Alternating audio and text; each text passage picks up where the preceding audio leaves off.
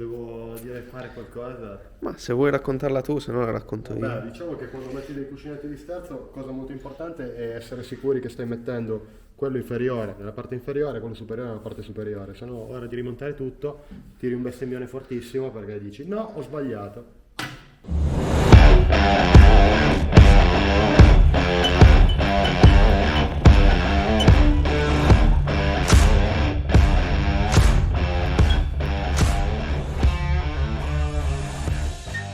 Deve mettere la guarnizione sotto che cerca di far entrare il minor sporco possibile, la quantità di sporco possibile. Mettiamo il nostro cuscinetto, dobbiamo soltanto iniziare a calzarlo perché tanto di fatto dare di santa pressa. Quindi ci mettiamo uno di questi, uno di sopra.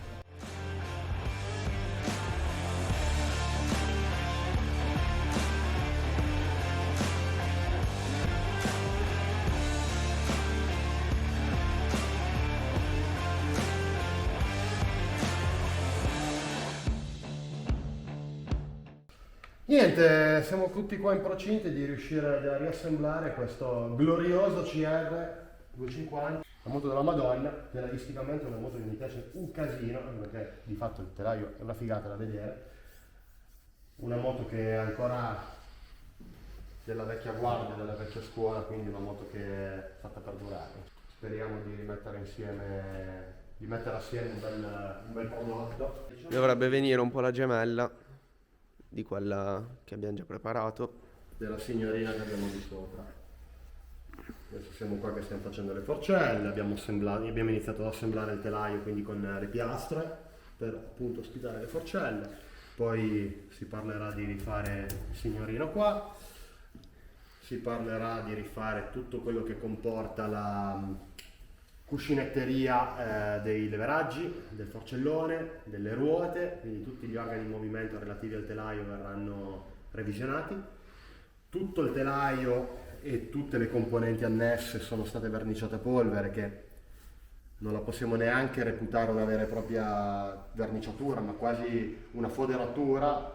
Il telaio viene caricato elettrostaticamente e attraendo le particelle di polvere che vengono spruzzate con una pistola apposita, viene poi passato in forno, la plastica sciogliendosi crea proprio come un film tutto intorno alla superficie del telaio e di tutte le altre componenti.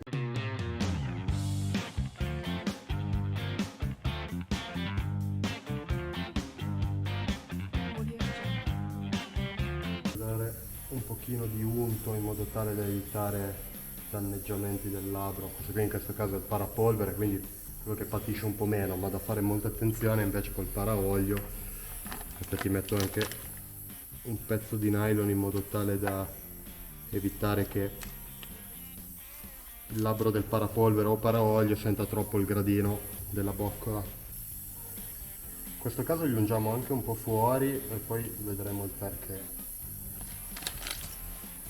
La rondella. Si mette la boccola quella spessa e la boccola piccola. Bene, il gambale è pronto per essere riassemblato.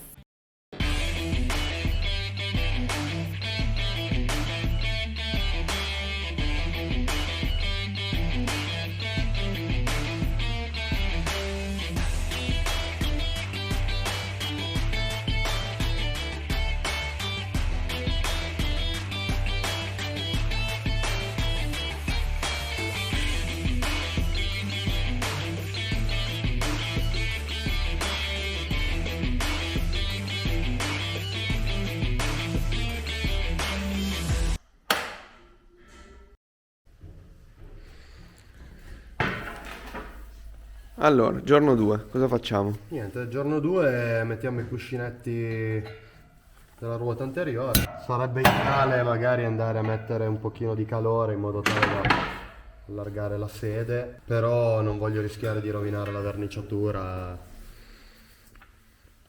Anche questo è verniciato a polvere. E anche questo è verniciato a polvere.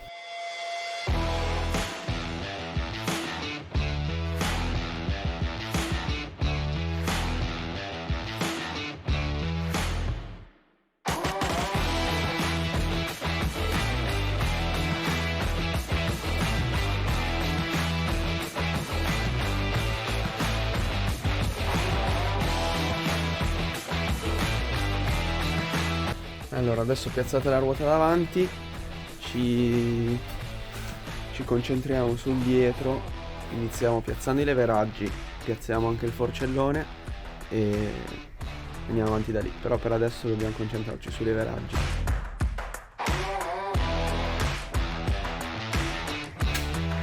Eccoli qui.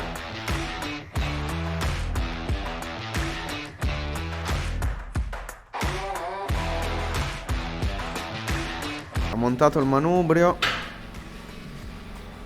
il mono che avevamo già preparato.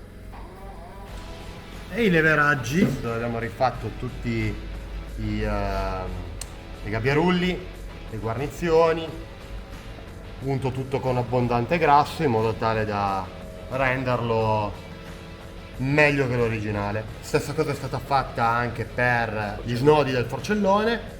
Ora andiamo a fare una presentazione del forcellone, più che altro perché poi sarà da smontare per poter far passare il motore, visto che il motore, come tutte le motocross, è fulcrato anche nel perno del forcellone.